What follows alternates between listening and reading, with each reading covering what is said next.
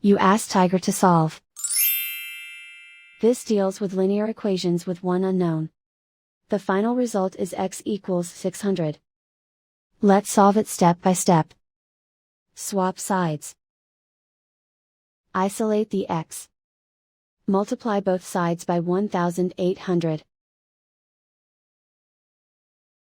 Group like terms.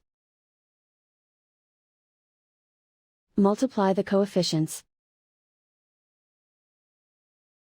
Simplify the fraction.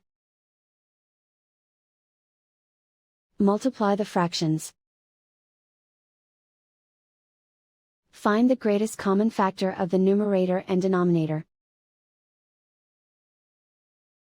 Factor out and cancel the greatest common factor. And so the final result is x equals 600.